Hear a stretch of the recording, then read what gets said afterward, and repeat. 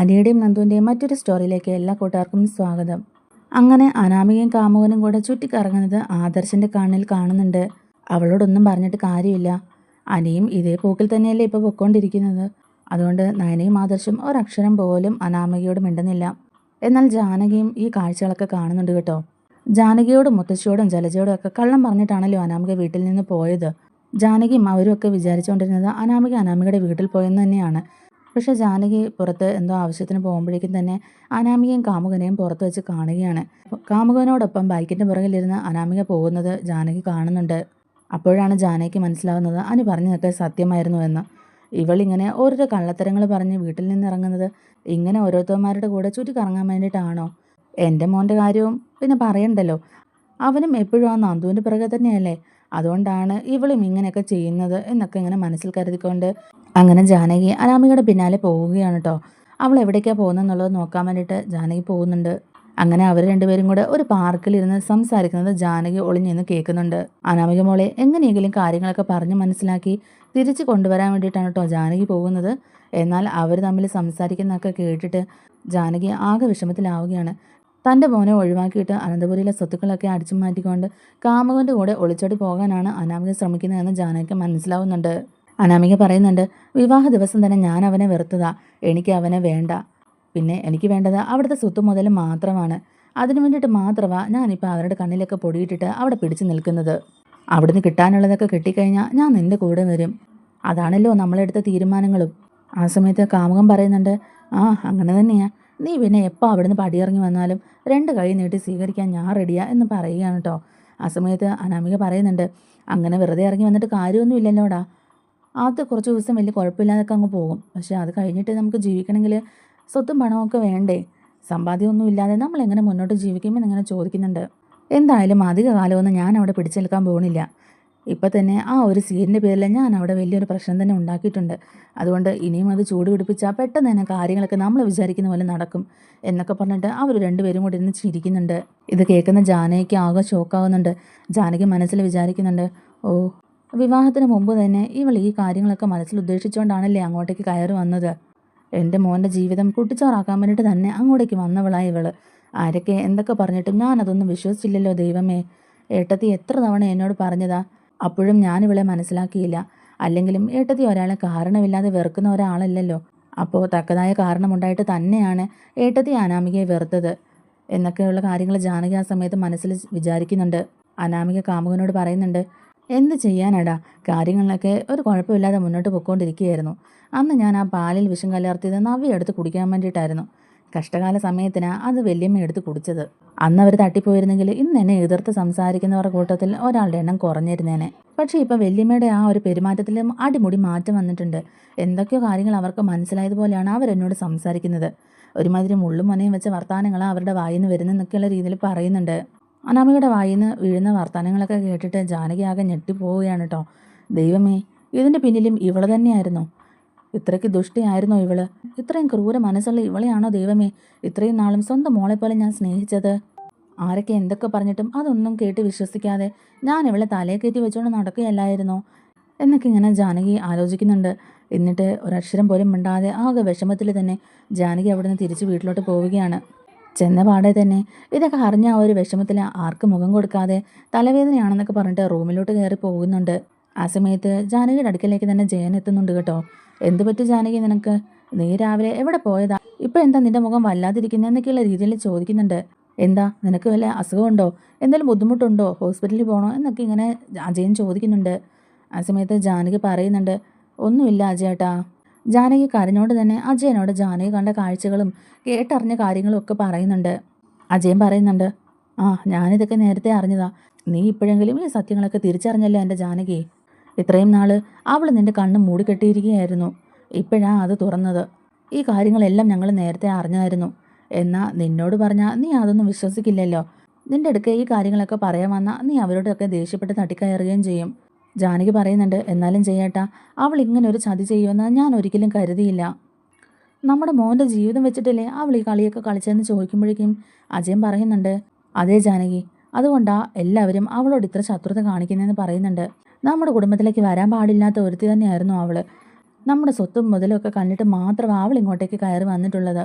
അത് മാത്രമാണോ? അതുകൂടാതെ എന്തൊക്കെ കള്ളത്തരങ്ങൾ അവളും അവളുടെ അച്ഛനും അമ്മയും കൂടെ കാണിച്ചു കൂട്ടിയിട്ടുണ്ട്.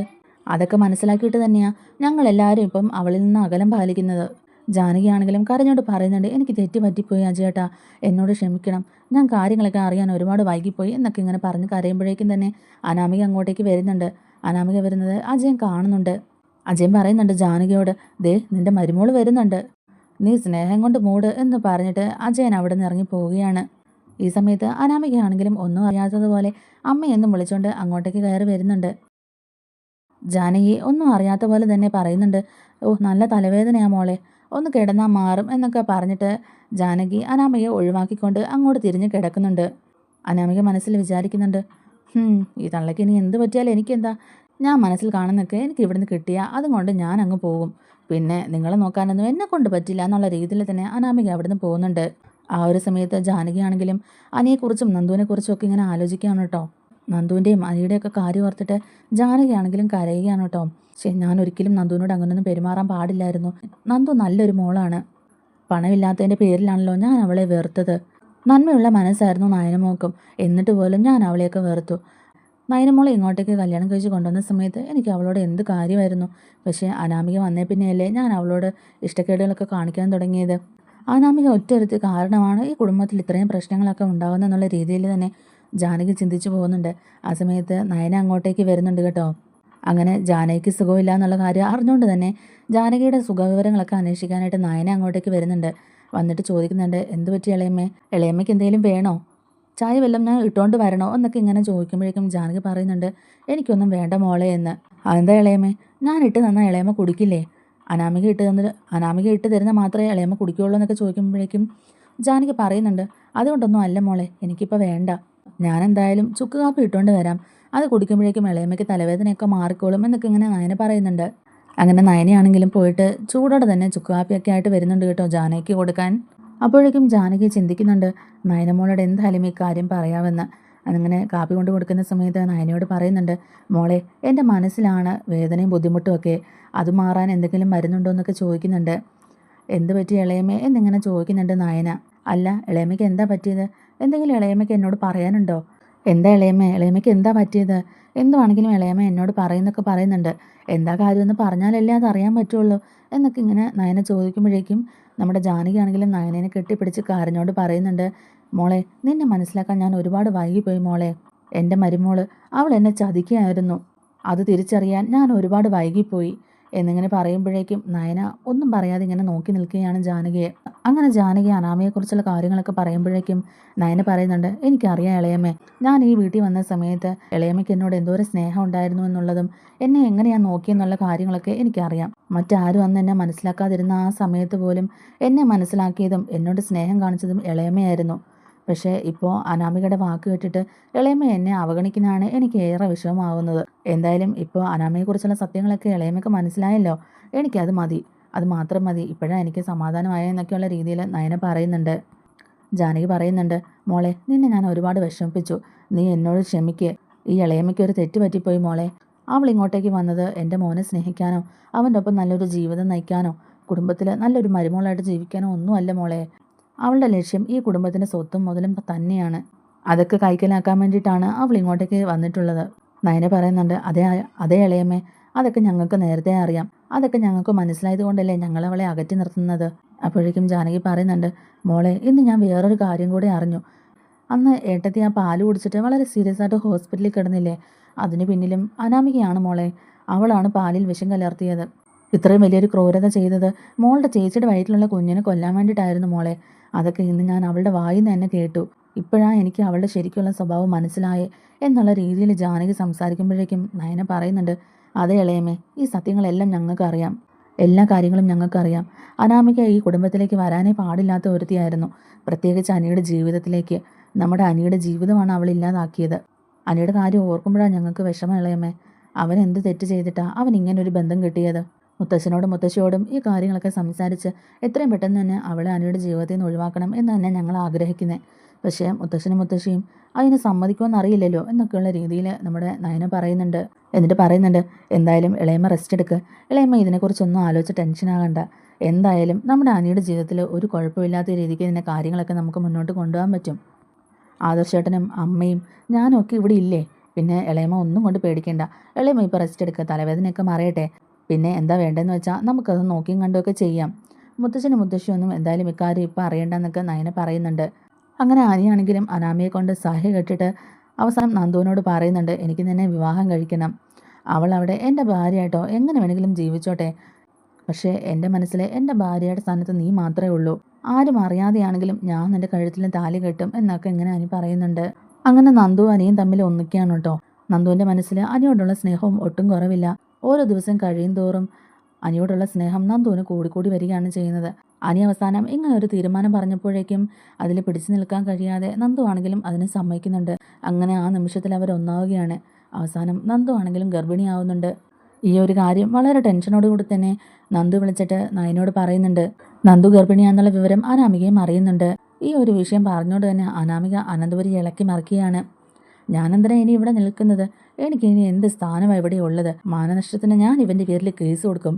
എനിക്ക് നഷ്ടപരിഹാരം കിട്ടിയേ പറ്റുള്ളൂ എന്നൊക്കെ പറയുന്നുണ്ട് കേട്ടോ അനാമിക. ജാനകി ആണെങ്കിലും ആ ഒരു ദേഷ്യം തീർക്കാനായിട്ട് അനാമികയുടെ 2 കൊടുക്കാൻ തന്നെ തയ്യാറായി നിൽക്കുകയാണ്. തൻ്റെ മകനെ ചതിച്ച് തൻ്റെ കുടുംബത്തിലുള്ള ഓരോരുത്തരും ചതിച്ചവളാണ് ഇവൾ. നീ വലിയ പുണ്യാളത്തിയൊന്നും ആകണ്ടടി. നീ എന്തിനാ ഇങ്ങോട്ടേക്ക് വന്നെന്നുള്ളത് എല്ലാവർക്കും അറിയാം. അതുപോലെ നിൻ്റെയും നിൻ്റെ അമ്മയുടെയും അച്ഛൻ്റെയും എല്ലാ കളികളും ഞങ്ങൾക്ക് മനസ്സിലായി. അപ്പോഴേക്കും അനാമിക ജാനകിയോട് ചോദിക്കുന്നുണ്ട്, ഓഹോ, ഇപ്പം അമ്മയ്ക്കും അതാണല്ലേ അഭിപ്രായം? നിങ്ങളുടെ മോനെക്കുറിച്ച് നിങ്ങൾക്കൊന്നും പറയാനില്ലേ? നിങ്ങളുടെ മോൻ കാരണം ആ നന്ദു ഇപ്പം ഗർഭിണിയാണ്. അവൻ താലി കെട്ടിയ ഭാര്യ ഞാനിവിടെ ഉള്ളപ്പോൾ അവൻ്റെ കാമുകി ഗർഭിണിയായിരിക്കുന്നു. അപ്പോൾ അനന്തപുരിയിലെ അന്തസ് ഇത്രയേ ഉള്ളോ? ഇതൊക്കെ തന്നെയാണോ ഇവിടുത്തെ പാരമ്പര്യമെന്ന് ഇങ്ങനെ ചോദിക്കുന്നുണ്ട്. ഇതൊക്കെ കേട്ട് ആകെ ദേഷ്യപ്പെട്ട് ജാനകി നല്ല ചൂടോടെ തന്നെ നിൽക്കുകയാണ് കേട്ടോ. അവസാനം ക്ഷമ കെട്ട് ജാനകി അനാമികയോട് പറയുന്നുണ്ട്, ഒരക്ഷരം നീ ഇനി മിണ്ടി പോകരുത്. അതേടി, എൻ്റെ മരുമകൾ ഇനി നന്ദു തന്നെയാണ്. നീയേ വിഷമുള്ള പാമ്പാണ്. നീ എന്താടി കരുതിയത്? ഒന്നും ഈ ജാനകിക്ക് മനസ്സിലാകുകയില്ലെന്നോ? ഞാൻ വെറും ഒരു കഴുതയാണെന്നാണോ നീ വിചാരിച്ചത്? നീ എന്തുദ്ദേശത്തോടെ ഇങ്ങോട്ടേക്ക് വന്നെന്നുള്ളതൊക്കെ എനിക്കറിയാവടി. എന്തിനാ നീ തന്ത്രത്തിലെ അനിയെ വിവാഹം കഴിച്ചെന്നുള്ളതും അനിയുടെ ഭാര്യ എന്ന് പറഞ്ഞ് ഇവിടെ കടിച്ചു തൂങ്ങി നിൽക്കുന്നത് എന്തിനാണെന്നൊക്കെയുള്ളത് എനിക്ക് മനസ്സിലായിടി. ഇവിടുത്തെ സ്വത്തും പണവും തന്നെയാണ് നിൻ്റെ മനസ്സിൽ. അതിനു വേണ്ടിയിട്ട് തന്നെയല്ലേടി നീ ഇവിടെ പിടിച്ചു നിൽക്കുന്നത്. അതും അടിച്ചു മാറ്റി ജീവിക്കാമെന്ന് നീ കരുതിയോടി. ഇത് വേറെ ആരും പറഞ്ഞതല്ല. നിൻ്റെ വായ കൊണ്ട് നിൻ്റെ കാമുകനോട് പറയുന്ന ഞാൻ കേട്ടതാന്ന് പറയുന്നുണ്ട്. അതുകൊണ്ട് ഇനി നിനക്ക് രക്ഷയില്ല. ഇനി നീ എന്തൊക്കെ പറഞ്ഞാലും നിന്നെ സപ്പോർട്ട് ചെയ്യാൻ ഇവിടെ ആരും ഉണ്ടാവില്ല. മുത്തശ്ശനും മുത്തശ്ശിയും വരെ ഇതിന് വേണ്ട തീരുമാനങ്ങൾ എടുത്തു കഴിഞ്ഞു. നീ ഇനി ഈ അനന്തപുരിയിൽ വേണ്ട. മര്യാദയ്ക്ക് ഇന്ന് തന്നെ ഇവിടുന്ന് പടി ഇറങ്ങിക്കോണം എന്നിങ്ങനെ പറയുമ്പോഴേക്കും അനാമിക പറയുന്നുണ്ട്, ഓഹോ, അങ്ങനെയാണല്ലേ കാര്യങ്ങൾ. അങ്ങനെ അങ്ങ് പടിയിറങ്ങി പോകാൻ വേണ്ടിയിട്ട് വന്നവളൊന്നുമല്ല ഞാൻ അങ്ങനെ വെറും കൈയോട് ഇവിടുന്ന് ഇറങ്ങി പോകുന്നു ആരും കരുതണ്ട. 4 ആൾ അറിഞ്ഞ് താലി കെട്ടി തന്നെയാണ് നിങ്ങളുടെ മോൻ എന്നെ ഇങ്ങോട്ടേക്ക് കൂട്ടിക്കൊണ്ട് വന്നത്. എന്നെ ചതിച്ചതിനും ഇപ്പോൾ ഈ കുടുംബത്തിൽ തന്നെ ഇറക്കി വിടുന്നതിനും എല്ലാം എതിരെ ഞാൻ കേസ് കൊടുക്കും. മാനനഷ്ടത്തിനെതിരെ ഞാൻ കേസ് കൊടുത്താൽ നിങ്ങളുടെ മോൻ ജയിലിൽ കിടക്കും എന്നൊക്കെ ഇങ്ങനെ അനാമിക പറയുന്നുണ്ട്. ജാനകി പറയുന്നുണ്ട്, എന്നാൽ നീ പോയി കേസ് കൊടുക്കടി. അവസാനം നീ തന്നെ ആയിരിക്കും ജയിലിൽ പോകാൻ പോകുന്നത്, അതും കൊലക്കുറ്റത്തിന്. നിനക്ക് നയാ പൈസ പോലും ഈ അനന്തപുരിയിൽ നിന്ന് കിട്ടാൻ പോണില്ല. ഇതിൻ്റെ പേരിൽ എന്തൊക്കെ നാണക്കേടുണ്ടായാലും എന്ത് സംഭവിച്ചാലും ഇനി മീഡിയക്കാർ ഏറ്റെടുത്തിട്ട് എന്ത് പറഞ്ഞാലും ഇതിൻ്റെ പേരിൽ ഒരു ചില്ലി കാശ് നിനക്ക് ഇവിടുന്ന് തരാൻ പോകുന്നില്ല. നീയും നിൻ്റെ അച്ഛനും അമ്മയും അനന്തപുരിയിലെ കാശ് കൊണ്ട് അങ്ങനെ സൂചിച്ച് ജീവിക്കണ്ട എന്നൊക്കെ ഇങ്ങനെ ജാനകി പറയുന്നുണ്ട്.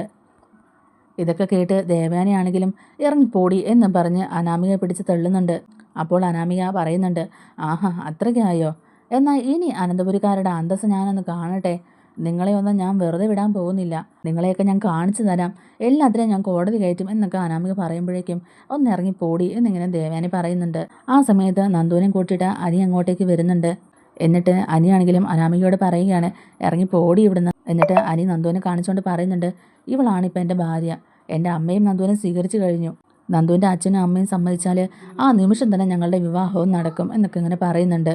അനാമിക ദേഷ്യപ്പെട്ട് അനിയോട് പറയുന്നുണ്ട്, ആഹാ, നിൻ്റെ മനസ്സിലിരിപ്പൊന്നും നടക്കാൻ പോകുന്നില്ലടാ. നിന്നെയും ഇവളെയും സന്തോഷത്തോടെ ജീവിക്കാൻ ഞാൻ സമ്മതിക്കില്ല. നീ എത്ര വലിയ കൊമ്പത്തെ പോലീസുകാരി ആണെങ്കിലും ശരിയടി, നിന്നെയും ഇവനെയും എന്ത് ചെയ്യണമെന്ന് എനിക്ക് നന്നായിട്ടറിയാം. 1ഉം 2ഉം പറഞ്ഞ് അനാമികയും അനിയും കൂടെ പിന്നെയും വാക്ക് തർക്കമായപ്പോഴേക്കും അനാമിക അനിയെ അടിക്കാനായിട്ട് കൈയൊങ്ങുന്നുണ്ട്. അപ്പോഴേക്കും അങ്ങോട്ടേക്ക് ജാനകി വന്നിട്ട് അനാമികയെ പിടിച്ച് മാറ്റുന്നുണ്ട്. എൻ്റെ മോനെ ഇനി നീ തൊട്ടു പോകരുത്. അവനെ നീ തൊട്ടാൽ നിൻ്റെ കൈ ഞാൻ വെട്ടും എന്നിങ്ങനെ പറയുകയാണ്. ഈ സമയത്ത് അങ്ങോട്ടേക്ക് വേണുവും രേവതിയും എത്തുന്നുണ്ട്. തൻ്റെ മോളെ കഴുത്തിന് പിടിച്ച് പുറത്താക്കുന്ന രംഗം കണ്ടുകൊണ്ടാണ് വേണു വരുന്നത്. എന്നിട്ട് വേണു അവരോട് ദേഷ്യപ്പെട്ട് പറയുന്നുണ്ട്, നിങ്ങളെ എല്ലാത്തിനെയും ഞാൻ കോടതി കയറ്റും. അനന്തപുരം തറവാടിൻ്റെ എല്ലാ അന്തസ്സും പോകും. ഞാൻ കാണിച്ചു തരാം. എൻ്റെ മോളെ കഴുത്തിന് പിടിച്ച് പുറത്താക്കിയല്ലേ, എടാ നിന്നെ ഞാൻ ജയിലിലാക്കൂടാ, നിന്റെ ജോലി ഞാൻ തെറുപ്പിക്കൂടി എന്നൊക്കെ നന്ദുവിനോട് പറയുന്നുണ്ട്. അങ്ങനെ ദേഷ്യപ്പെട്ട് തന്നെ വേണുവും രേവതിയും അനാമയും കൂട്ടിയിട്ട് വാ മോളെ എന്നും പറഞ്ഞ് വിളിച്ചുകൊണ്ട് പോവുകയാണ്. ആ ഒരു സമയത്ത് ജാനകി ആണെങ്കിലും നന്ദുവിനോട് പറയുന്നുണ്ട്, മോളെ എന്നോട് ക്ഷമിക്കും മോളെ, നിന്നെ മനസ്സിലാക്കാൻ ഞാൻ ഒരുപാട് വൈകിപ്പോയി. എൻ്റെ മോൻ്റെ ജീവിതത്തിൽ മോള് തന്നെയാണ് വേണ്ടത്. മോളെ എന്നോട് ക്ഷമിക്കണേ മോളെ, മോളെ ഞാൻ ഒരുപാട് വേദനിപ്പിച്ചു. മോളെ മനസ്സിലാക്കാൻ ഞാൻ ഒരുപാട് വൈകിപ്പോയി. സ്വന്തം മോളെ പോലെ കരുതി ഞാൻ അവളെ ഇത്ര നാൾ സ്നേഹിച്ചു. പക്ഷെ അവൾ എന്നെ ചതിക്കുകയായിരുന്നു. എൻ്റെ മോൻ്റെ ജീവിതം കുട്ടിച്ചോറാക്കാൻ വേണ്ടിയിട്ട് കയറി വന്നവളാണ് അവൾ. എന്തായാലും അവൾ ഇനി എൻ്റെ മോൻ്റെ ജീവിതത്തിൽ വേണ്ട. മോള് തന്നെയാണ് എൻ്റെ മോൻ്റെ ജീവിതത്തിൽ വരേണ്ടത്. ആരൊക്കെ എതിർത്താലും നിങ്ങളുടെ കല്യാണം ഞാൻ നടത്തി തരും. എൻ്റെ മോൻ്റെ ജീവിതമാണ് എനിക്ക് വലുത് എന്നൊക്കെ പറഞ്ഞുകൊണ്ട് തന്നെ നന്ദുവിനെ അകത്തോട്ട് വിളിച്ചുകൊണ്ട് പോകുന്നുണ്ട് ജാനകി. അപ്പോൾ നമ്മുടെ വീഡിയോ ഇഷ്ടമായിട്ടുണ്ടെങ്കിൽ ഒന്ന് ലൈക്ക് ചെയ്യണേ. അതുപോലെ തന്നെ ചാനൽ കൂടി ഒന്ന് സബ്സ്ക്രൈബ് ചെയ്ത്